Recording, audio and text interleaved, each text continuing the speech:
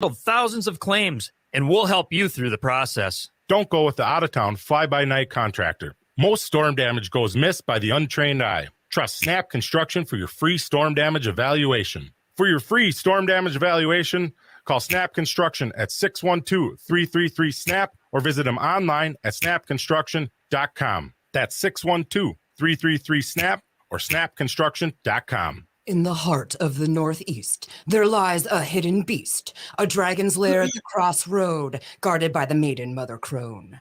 A treasure trove of spells galore, discover incense, books, jewelry, and more. Just as the oracles foretold, this is where your mystery unfolds. As the shadows creep and the veil gets thin, do not fear what lies within. Magus Books is where your journey begins. Visit us at 1848 Central Avenue Northeast in Minneapolis or online at magusbooks.com. With a look at your AM 950 weather, I'm Patrick Lilia. Tonight, rain expected with a low of 42, then Wednesday, cloudy with a high of 51. Gotcha Mama's Hot Barbecue offers the huge taste of selections like baby back ribs and pulled pork sandwiches out of a little place. Gotcha Mama's is located just a block west of I-35W off of West Diamond Lake Road in South Minneapolis. Visit their website at scotchamamas.com. Portions of the following program may be pre-recorded. The views expressed and the opinions given by the individual host, guest, random reptoid, or chupacabra may not necessarily reflect those of AM 950 Radio, its affiliates, or its sponsors. Now, it's time to step into the unknown.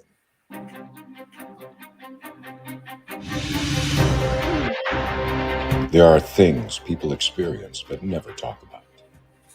A shadow moving in the corner, flickering of the lights, a disembodied voice. We invite you to talk with us. Share your story, share your experience, because this isn't just your story. This is our story.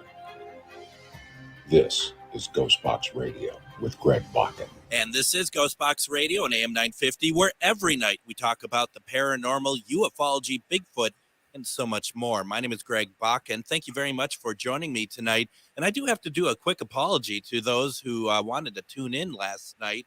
We lost internet really quickly, just right before the show started. So we were able to broadcast to everybody who is listening over the air.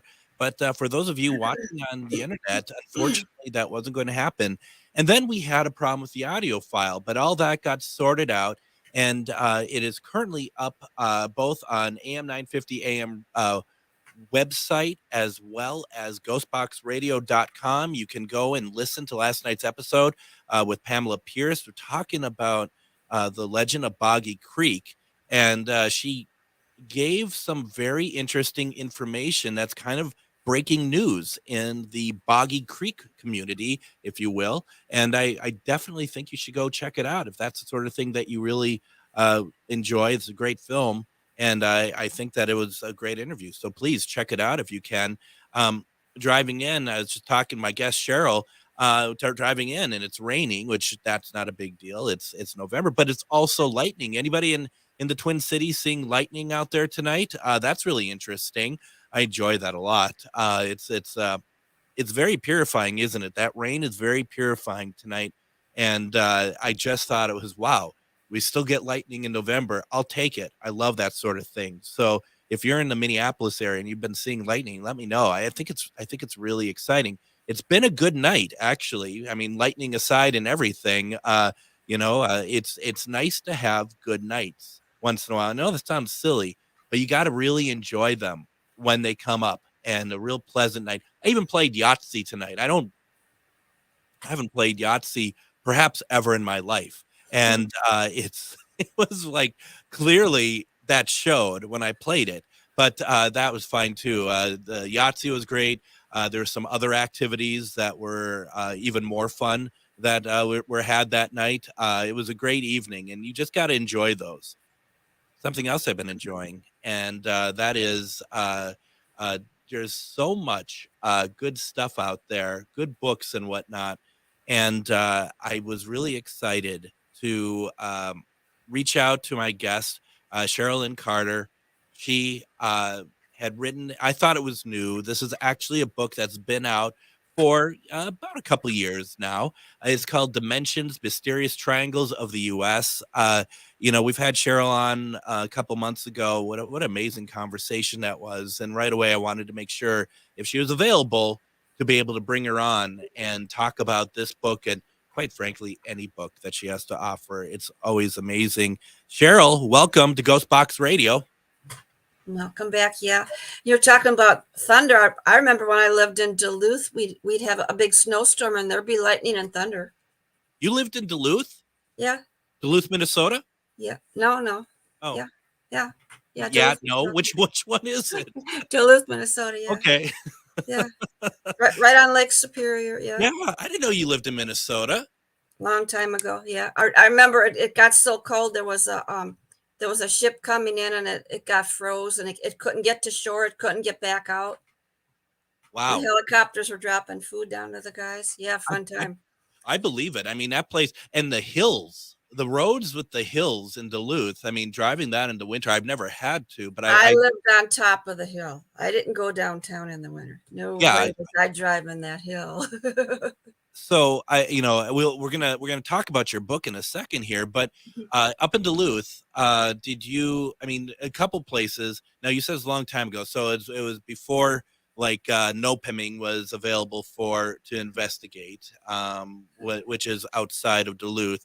But then you had the Glensheen Mansion, and you also have now up there that they have for investigating is the Irvin, the ship.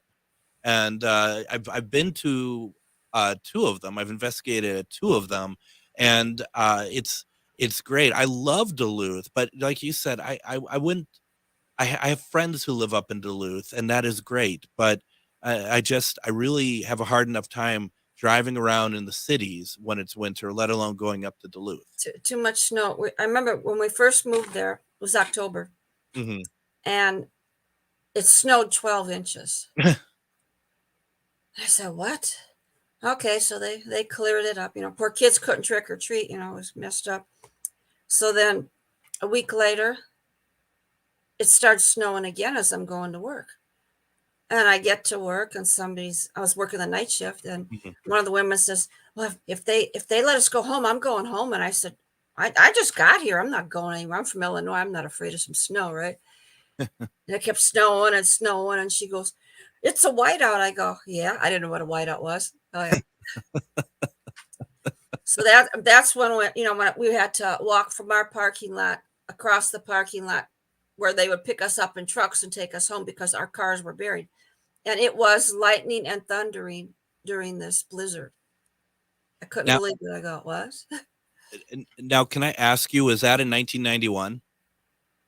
I don't remember. And the reason why I asked is because at least down here in 1991, we had just a massive snowstorm on Halloween. I mean, it just was feet of snow, and just dumped at once. And it snowed here in the Twin Cities right around Halloween. And right away people were like, please, no, not again. And it wasn't, but it was truly it might be for us, at least down here, once in a lifetime experience. It was really just incredible. After the second storm, they closed the town down for a day so they could clean the roads off. Cause you couldn't go anywhere. No. And then you run into the question of what do you do with all this snow that you're collecting? It has to go somewhere, and you can't just melt it or something. And they piled it up in parking lots. That's what they did. Yeah. It was bad. Then there was another, and this isn't snow hour. I'm just kind of getting through that. There was also about maybe 7-8 years ago, there was not all at once, but over the course of the winter, it was snowing, and it was just I worked downtown Minneapolis, where it has sidewalks and stuff. Different sidewalks were closed because they just stopped clearing them. They had trucks, dump trucks, where they filled the snow, and they would line the center of the street with snow, And then you'd have to one side of the street would be cars going one way, the other would be going the other. It was just they didn't know what to do with it. It was so much snow. So, yeah, I don't know. The light's flickering in here. Maybe some spirits telling me that there's more snow coming. I don't know. Oh, no. Not yet. Now, I had I was going off the assumption because you had posted about it a month ago or something that Dimensions, Mysterious Triangles of the U.S. was a new book, but it's not a new book. It's been around since 2021. What is the book about, Cheryl? Well, everybody's heard about the Bermuda Triangle, and I said there's gotta be more around, and I picked actually 10 of them that are in the United States, and I'm sure there's a lot more, but I just picked 10 of them. Now, there is going through it. What I love about the book is that there are within each location that you're talking about, and the one that I've really enjoyed reading, I can read, is Bennington, and that's chapter 2. And there are multiple experiences that you're drawing from to be able to do everything that telling the story about this place. I mean, there had to have been a lot of research. I just loved it, and I kept getting into it, and then something that I kind of noticed, which I wasn't even trying to do this when I was writing the book. One thing that they all have in common is UFOs. Yes, exactly. Mm-hmm. And what do you think that's about? I mean, why? I mean, is that just a commentary, Cheryl, that they are much more ingrained in our society than most of us even begin to give them credit for? Oh, I think so too. Yeah. And is there special energy in these areas that attracts them? Mm-hmm. Mm-hmm. Possibly. Well, and even like you're reading through the book, and a lot of the area, when you start talking about these areas, they start with people get a weird feeling from this area. People are, and it's and I'm sure that there's people who are listening and they're not in these, maybe have never visited these triangles, but the idea of that you go to places, you get a weird feeling that it just stays with you. So, and the thing that I find interesting, when I think of like something, when I think of triangles, I go directly like Bermuda Triangle, like you said. Right. And I feel like, and I don't know what's going on there either, but I feel like there's something more tangible to me when we're talking about the triangles that are on land. Mm. But everybody says, "Oh, Bermuda Triangle, all these missing ships and boats," but actually, the Lake Michigan Triangle has more missing ships and people and planes than the Bermuda Triangle. The Lake Michigan Triangle. That is interesting. And you got to wonder. I mean, why do you think, like with all things media, they glom onto one thing and they don't ever really talk about anything other than that? Why do you think that is? I think there's just not research. Yeah. Because now they're getting into the Alaska Triangle. How long ago did you just start hearing about the Alaska Triangle? Right. Exactly. And it didn't start when we started hearing about it.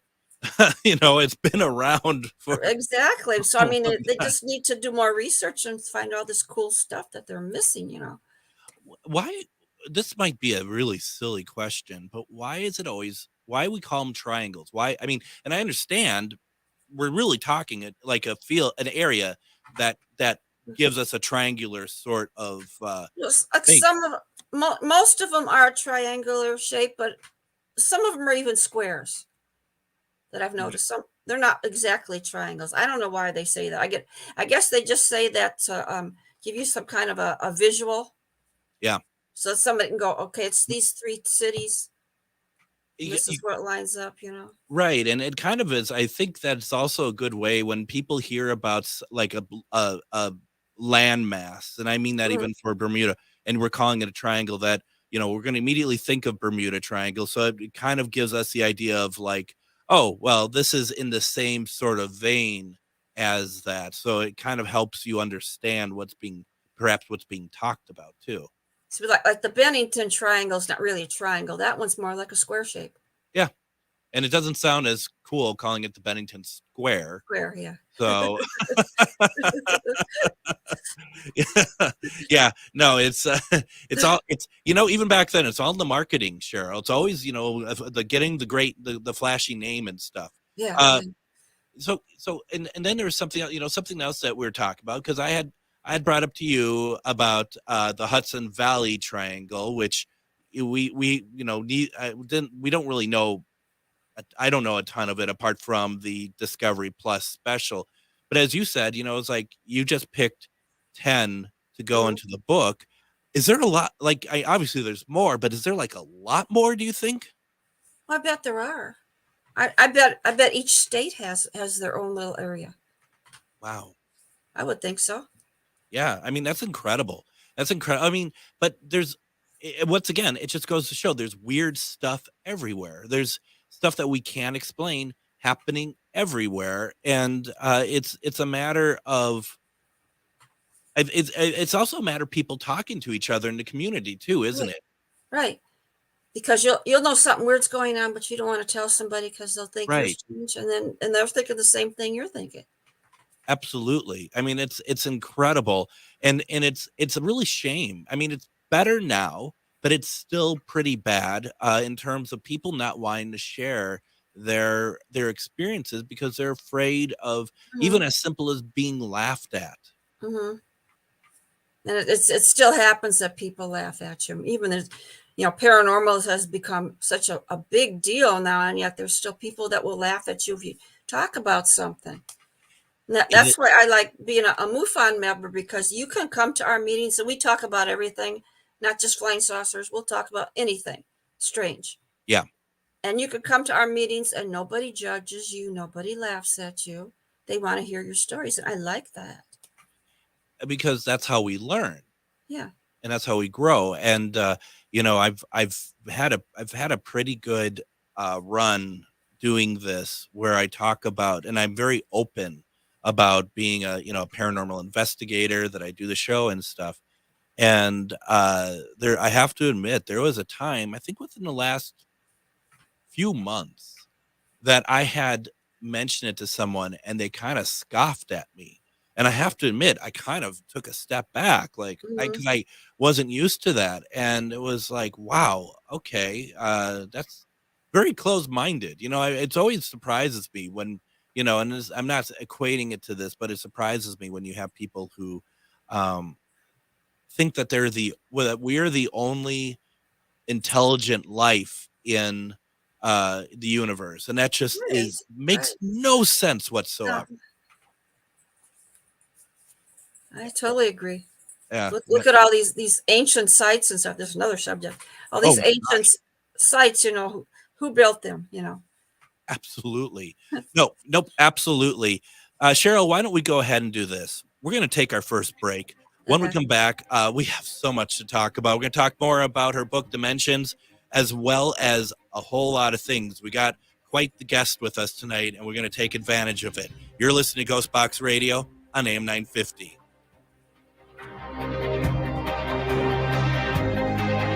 Hello, I'm Jody, also known as Witch Jody on social media. I opened Midwest Witchery and Healing in historic Stillwater because, as a nurse, I love to help others. When you come and visit Midwest Witchery and Healing, you will find everything from divination and magical services, classes to ritual tools, jewelries, handcrafted candles, witchy gear, and much more. My store is a safe environment for all on their own unique path. Look for the purple door. Find out more at MidwestWitcheryHealing.com. Feeling like people just don't get the vibrant rainbow unicorn that is your celestial essence? Have you been wondering how you stepped into this infernal, mundane timeline full of muggles, NPCs, and toilet paper shortages? Here at Magus Books and Herbs, we get you, and are staffed with real-life unicorns just waiting to help you rediscover your shine.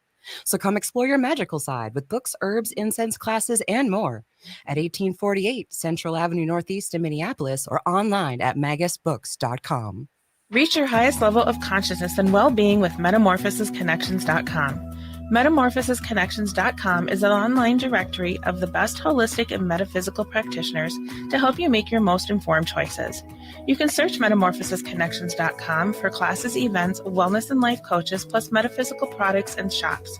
You can also search for a wide array of healers from all modalities, including EFT, sound healing, energy healing, light therapy, ancestral healing, shamanic healing, reflexology, past life regressions, hypnotherapy, yoga, and more. And if you're not sure where to start, the search feature on metamorphosisconnections.com is tailored to help both those who know what they are looking for and those who are just starting. Come explore the possibilities for your higher self by visiting metamorphosisconnections.com. Their experienced practitioners can guide both beginners and those that are already on their spiritual journey. That's metamorphosisconnection.com, your link to direct you on your spiritual transformation. You know, it's kind of strange, actually, because normally at this time I'd be telling you about an event I have coming up or something like that. And actually, I don't have anything at the moment. Halloween is over. Time to put me away and, take out Mariah Carey to sing All I Want for Christmas Is You. I mean, it's just really, it's I feel kind of empty a little bit, to be very honest. There isn't really anything going on. But I will say, while I have everyone here, we're starting our next paranormal class, Shar and myself. It actually starts on this coming Monday, the 13th, and it runs for 6 weeks. It's a very comprehensive class. Basically, it just talks about the metaphysical and the paranormal. It's you don't get a certificate when you're done saying you're a paranormal investigator, but we do help you understand what to do in certain situations without, you need to be in a team for it or anything else. But it's a really good class. We've had probably, oh my goodness, we've had, I don't know, 40 some people go through it now or something. We're on our 11th run, and it's really good. If you want to find out more about it, check it out at sharvinity.com. Events, go to page, go to the event section, and the class is there. 6 weeks. You do not have to be in Minnesota or in person to take it. I'm excited. We have Cheryl Lynn Carter with us today. We're talking about her book, which I absolutely am enjoying. It's called Dimensions, Mysterious Triangles of the U.S. Cheryl, you said right before the break, talking about ancient civilizations, ancient buildings. And, if you don't mind me saying so, I had I was very jealous of a photo that you had posted this week about you visiting going to see Ancient Aliens live, that they came through. Were they in your area, or did you have to go really far to get to them? I had to drive 2 hours. That's not so bad. No, they're worth it. Oh yeah. Who's your favorite? That was probably my highlight of the year. I kid you not. I don't blame it. I mean, I'm disappointed to hear the 2 times you've been on the show wasn't the highlight, but that's okay. I can work with that. But in all seriousness, I got to shake Giorgio's hand. That's cool. And I didn't get to touch his hair though, but you have to pay extra for that. We were talking before the show started. They're all very, very nice, aren't they? Mm-hmm. Very. That's great. I mean, I still love watching. I mean, I love really watching the earlier ones. And if anyone has Hulu, definitely they have pretty much all the seasons on Hulu, and I watch them quite a bit. And we'll get back to your stuff in a second. What are your favorite type of episodes of Ancient Aliens that you really enjoy when they come around to a certain type of subject? When they go to the ancient sites and they don't know who built these things because of the way the stones fit so perfectly that you can't slip a piece of paper through them. No. Or they're built way high up on a mountain. How did they get these big stones up there? Those are the things I love. Yeah. There are some, right, that I've seen where they've talked about that, and they said that the mathematics of doing it is so precise that you would think that it was a laser that cut stone out of mountains. And they said some of these things they can't even do today. No. The ones that I really like there's a couple that focus on aliens in the U.S. One of my favorite was Ancient Aliens and the Founding Fathers.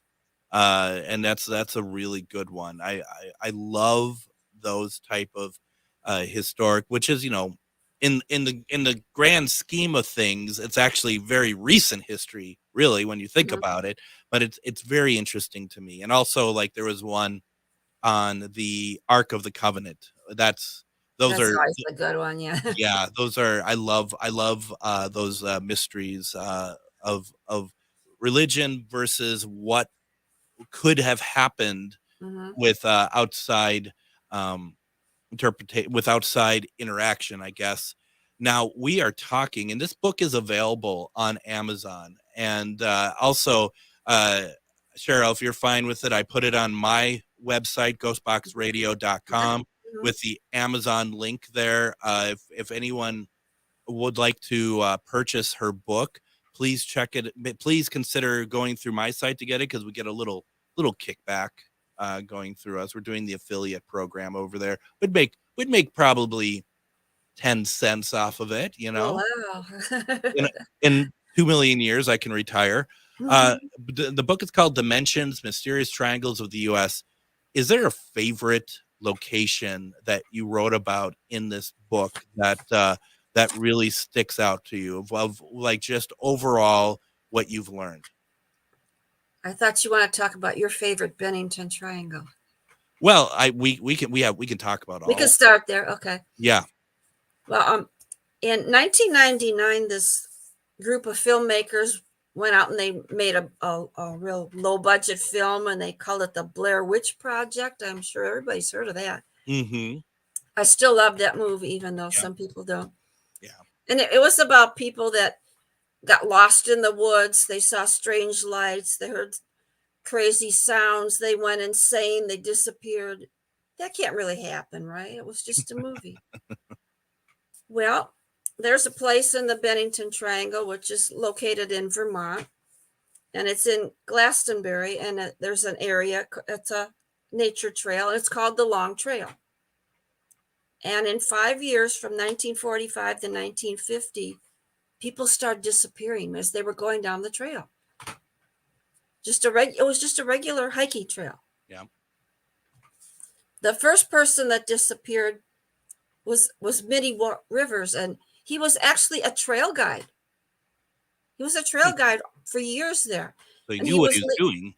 Yeah, he was leading some people down the trail, and all of a sudden, they couldn't find him. He was just gone. The next year, Paula Weldon was a college student, and she had walked the trail all the time too. She went for a walk down the trail, and there were two people behind her. They saw her up ahead, and she went around a bend, and when they came around a bend, she wasn't there, and they never found her. And then James Tedford was a soldier. He was just getting out of the army, and the bus stopped, and he was going to go take the trail for a little while. He disappeared. And then there was the next year, a little boy named Paul Jepson. His family actually had a farm nearby, and he kept saying, I need to go into the woods. So something's calling me. His father said, no, don't go, don't play in the woods. Well, one day he went out in the woods, and they never found him.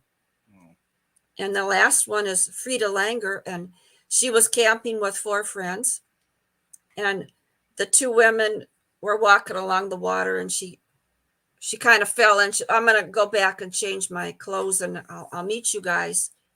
And she was lost too.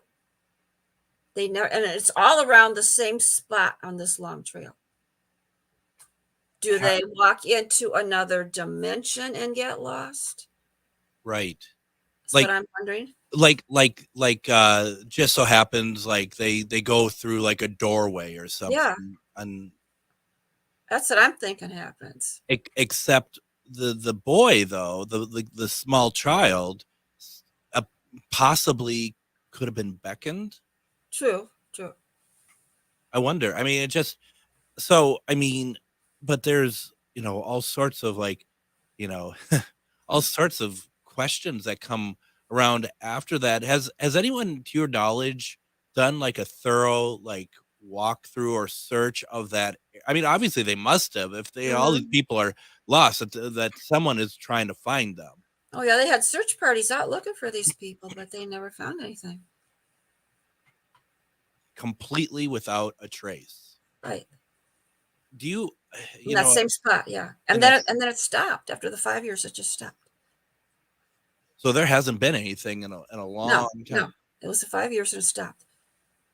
So, and not to throw a narrative on it or anything, but it certainly gives the impression, like you said, aliens, and like, it like some sort of project for them to get a number of specimens, if you will, and do something with it, have a reason for it, do something with them.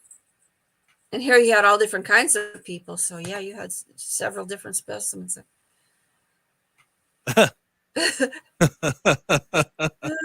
So Cheryl, knowing this and knowing these places, are you wanting to go? Have you been to any of them yourself?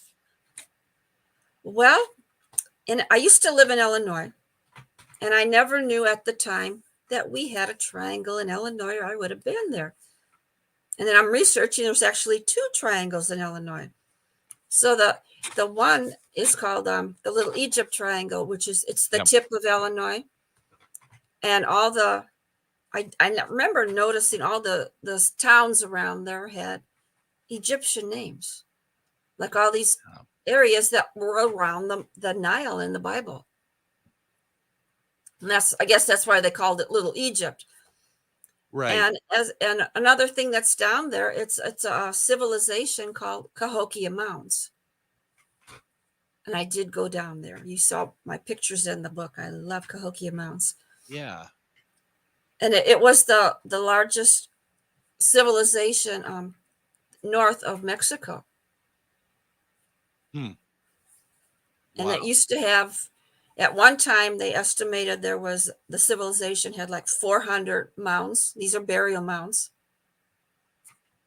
And I think there's only like 140 left. But as I'm driving into this little town, you'll see there's one behind a little one behind the gas station. There's one behind that house. So there's still mounds all over town, but they've made a national park out of what's left. But just the energy there is just amazing. It feels different.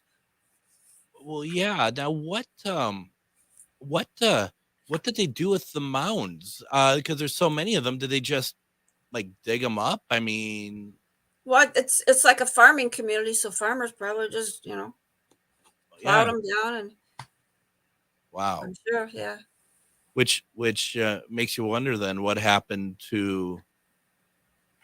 I mean, because there's in the burial grounds, there's going to be bodies, right? I mean, that's the purpose of it.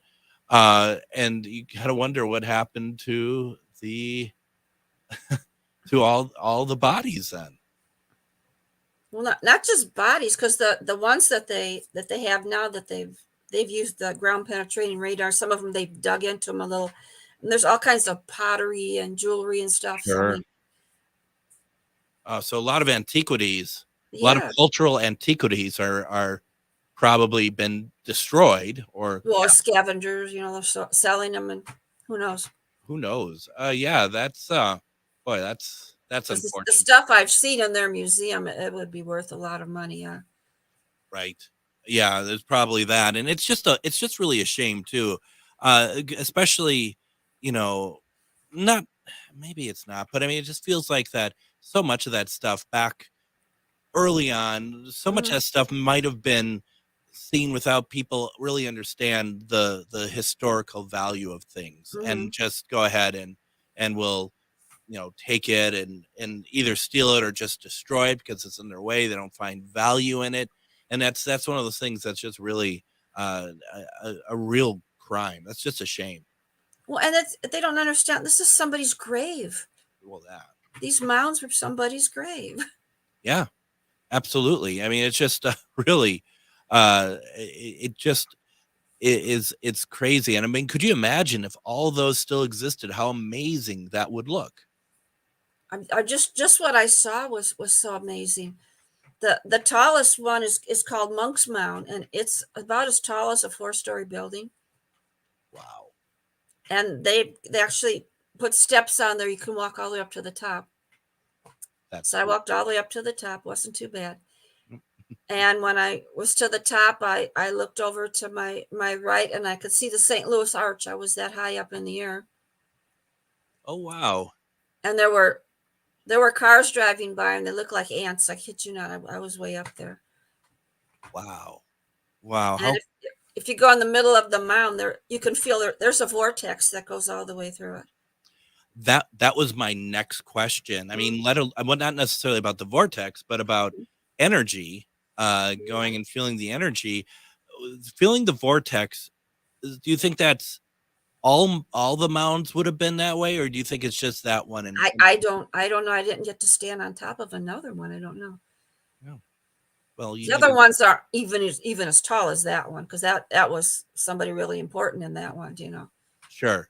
Well, I'll need you to go back and now climb the other ones so that we know, so you can. You're not allowed to climb the other ones. do it at night. No. At night. We'll helicopter you in. This show has a budget. It doesn't. I'm just. You got me to laugh on that one. But you did feel the energy as you walked around to each one, though. Got it. So they all had energy to them. Yeah. That whole little city there. It's interesting too about and once again, whether or not you're getting alien influence in there, if you're getting like they helped, or they anything, or just was even seen around that area. I mean, it's just that's the thing, and I feel like that's what we keep coming back to, is that there seems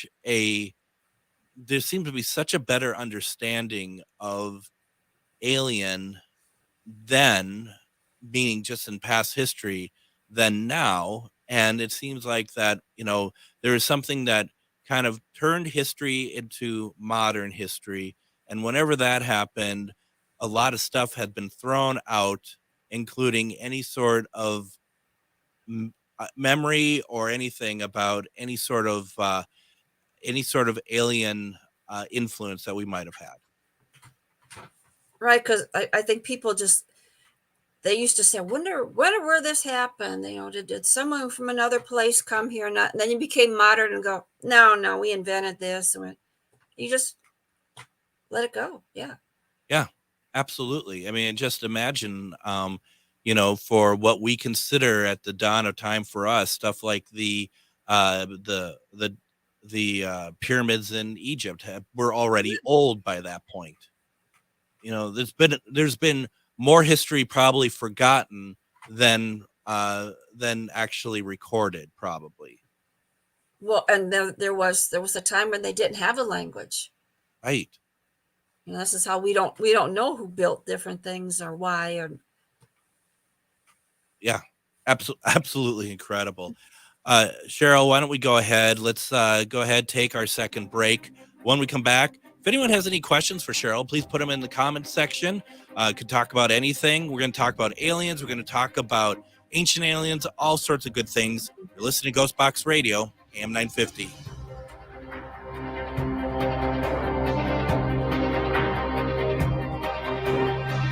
Hello, I'm Jody, also known as Witch Jody on social media. I opened Midwest Witchery and Healing in historic Stillwater because as a nurse, I love to help others. When you come and visit Midwest Witchery and Healing, you will find everything from divination and magical services, classes to ritual tools, jewelries, handcrafted candles, witchy gear, and much more. My store is a safe environment for all on their own unique path. Look for the purple door. Find out more at MidwestWitcheryHealing.com. If you go to shoprainbowrd.com, you will find an amazing variety of adult novelties, literally thousands of items that you can peruse in the privacy of your home and have shipped to your door. Plus, in the store, you can find swimwear, casual wear, underwear, everywhere. Rainbow Road is located at 109 West Grand Street near Loring Park. Gift cards are available for the hard to shop for. Go to shoprainbowrd.com. If you own a holistic or metaphysical business and are looking to expand, then you need to be listed on metamorphosisconnections.com. It's a network where you can grow with like-minded practitioners and reach new clients. Metamorphosisconnections.com is an online directory you need to list yourself and your business. Our platform makes it easy for you to create listings of your products and services, and you can also choose to list your classes, events, and so much more. Metamorphosisconnections.com helps you create weekly and monthly promotional ads targeted towards your potential clients and promotes them for you via social media and newsletter. There are clients searching for your specialty right now. Let us help them find you. Start your listing today so you can share your own unique gifts and talents by finding the level of membership that best fits your needs. Let us help you reach your clients that are searching for what you do. Visit metamorphosisconnections.com and sign up today. With a look at your AM 950 weather, I'm Patrick Lilia. Tonight, rain expected with a low of 42, then Wednesday, cloudy with a high of 51. Got Your Mama's Hot Barbecue offers the huge taste of selections like baby back ribs and pulled pork sandwiches out of a little place. Got Your Mama's is located just a block west of I-35W off of West Diamond Lake Road in South Minneapolis. Visit their website at scotchyourmamas.com. ATNF AM 950 St. Louis Park, Minneapolis, St. Paul. And join us tomorrow on GhostBox Radio with Greg Bakun. We're going to have on Char Savoy of Charvinity and Metamorphosis Connections. You may have also remember her from such radio programs as this one. She has been on a number of times talking about different wonderful subjects, but also she's guest hosted for me. It's going to be great to have her on. Tomorrow, we're going to be talking about bridging the gap between metaphysical and paranormal. And it sounds such a weird and simple thing, but it seems to be not from anywhere that we're coming from with this, but it seems to be much more difficult than it should be. And we're going to talk a little bit about that tomorrow. And then, of course, Thursday, we're going to have Jeff Mudgett on. Jeff knows a ton about H.H. Holmes. It's going to actually be our first true crime episode here. So I'm really excited, at least since we've gone nightly. And then, of course, Friday is Casual Friday. So lots to look forward to, including my guest today. I have on with me, and how exciting to have on Cheryl Lynn Carter. We've been talking about all sorts of things. Don't forget her book, Dimensions, Mysterious Triangles of the U.S., is available on Amazon. Please support and pick up the book. I mean, this is what I love about these books. Cheryl, is this self-published, or do you have a publisher? Self-published. This is what I love. These are extremely good books. They're well written, and that they cover an area that needs to be talked about, and you're doing it amongst many others as well. But this is really good, and this is information that you don't really find in a lot of other places, at least curated, if you will. Mm-hmm. I'm this is really cool. Congratulations on doing these books. Thanks. I start getting into this stuff and I can't stop. No. Now, when we talked last time, the book that we were talking about last time, you were told to write it. It came to you. How about with this book? Is this just like one of those things where you're just like, I just want to find out about it? This is where somebody wanted me to be on their podcast. Mm. And I says, well, this is before the book. And I says, well, what should we talk about? I don't know. And I says, I don't know. How about mysterious triangles in the U.S.? And so I looked stuff up. I just looked up the names. Mm-hmm. I says, okay, here, I'll take 5. You take 5, check it out and we'll see what we want to talk about. Well, I did all this research and I never got on the podcast. So the heck with you, I'm going to write a book. So, well, their loss is our didn't gain. know. Wow, that's funny. I mean, did you were just going through and you're like, you know what? I this is really interesting. I'm gonna write more about it. You could probably do another volume, couldn't you? Or says I just had some stuff and I said, I'm going to research this more. What the heck? Yeah, no, I mean, that seems to be seems to work really well. I mean, like you said, you get into this stuff and you can't stop. I mean, because Right. how many books have you written now? 8. That's a lot of books. Yeah. That's a lot of books. Now, I mean, and I think most of it too. I mean, you know how to write, you know how to do this stuff. I mean, it has to be kind of fun. And I look at it this with the show in a sense, my show in the same way. It's like for you, it has to be a little bit like, what do I want to write about this time? Right. I mean, it's like you could just be like, I could do anything. What do I want to write about this time? Because I also have a column in a newspaper, so I got to do that every month too. So what you're doing That's in the fun. newspaper? For Paranormal Underground magazine, I have my own column there, the Carter You Files. do. Okay, that's right. I knew that. I forgot Yeah. already. Most of that's turning into UFO stories. UFO is paranormal. Yeah, so- that's what I started out with, the other things, but it's probably the last year it's just turned into UFO stories. What is currently interesting you when it comes to UFOs? I mean, because I think that we all go through like, we love certain things, but then there's subsets of it that, at least speaking for myself, like really interests me. Like, for example, for my UFO stuff, something that's been really interesting me lately is doing a CE5 experiment. So that's where I'm at. For you, is there anything that's like really interesting you lately about UFOs? So I've done CE5 many times. That is interesting. What are you using for like generating tones? Or are you doing it a different way? We use singing bowls sometimes. Oh, that's a really good idea. Oh yeah.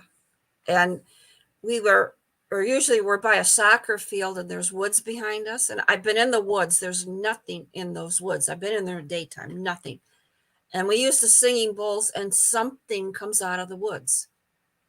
And I'm not saying it's aliens. It could be interdimensional. Who knows what we're attracting.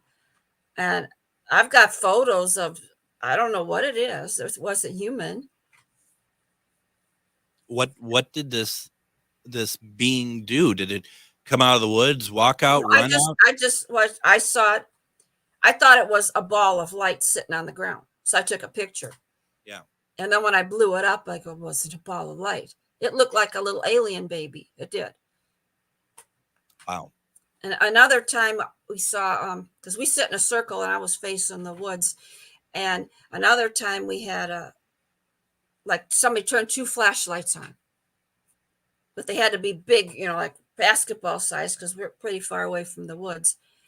And they started moving back and forth and changing places and jumping up and down to the singing bowls. And I had my FLIR and I'm taking pictures, and I don't know why I didn't hit video as they're moving, but I just wanted to get pictures. Yeah. And so I'm watching them for like 20 minutes. And I'm going, look, and everybody goes, eh. And they're looking up in the sky. I said, no, something's happening right here in front of us. But they, just 3 of us watching it. And so finally the one stretched up like that little wiggly guy on the sidewalk that for advertising. Sure, yeah. It did that. And that's why I wish I would have been doing video. And then it went back down to the ball shape. And they back and forth a few times. And then when the singing bowl stopped, it's like somebody turned the 2 flashlights off. That was just gone. Now, what was that? Underwear change time. That's what that was. We don't know. Was it just balls of light? What was it? I think one of the great misconceptions, and I'm not saying that, any shade on your friends or anything, but like you said, they're all looking up at the sky.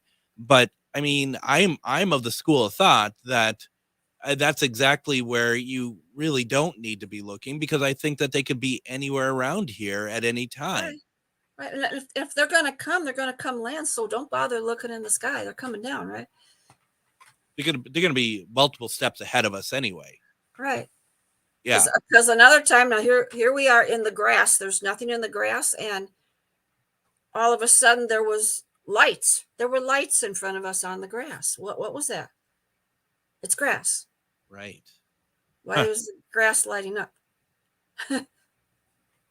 I think one of the things about that is that, you can't apply, rational thought to how these beings are going to interact with us. I mean, I think as soon as we do that, we've lost. Right. So I had my tri-field meter, and it was just going Yeah. crazy in the grass. What did you have it set to, your tri-field? Do you remember? No. Because there's always those different sort of things that you can set it to, and I do have one, and I should employ it more. I should really do so. When you're doing your CE5, when you're in a circle, what are you all doing in the circle? Are you meditating? Are you chanting? Or is there something that you're doing? We started off doing the chanting, but then you're supposed to just meditate, just be quiet. And as long as you have the right group, sometimes they'll just invite anybody off the street, and it's not a good night. No. Because they're talking, they're going, well, where is it? Is it going to come in? And Yeah. Or they're sitting there, eating their chips. No, we're not here to eat. Okay. Let's get out of here, right? Like one time somebody's going, the mosquitoes are biting me. Yep, it's summer. Yep. We're outside. That's what happens outside. You were told to bring the cutters, but you didn't. Yeah, no kidding. Oh, I mean, it's funny, and yeah, I think I'd only do that. First of all, in my mind, I would do it small, like not a lot of people, and there'd have to be people that I know and trust, because same thing with when we have our regular group of like 12, it was good. So 12 is any time when it got bigger and you just brought anyone in, nothing happened that night. So 12 isn't a big number. No, that's a good number. That's a good number, because I think so. You could be smaller, but I mean, we have a group that is good together. Mm-hmm. Now, are these all MUFON members when it's the 12, or it's just people that you know? And half of them are MUFON members. Yeah, not all of them though. Yeah, no, that's really cool, and I really need to do this. And what I would love to do is actually broadcast it. I'd love to just put it out, and the thing is, it's like, when we do that, I don't want people to think that it's just because we're broadcasting, it doesn't mean that we're going to get something. Is that sort of thing. We were filming one time. Who Ricky Butterfast is?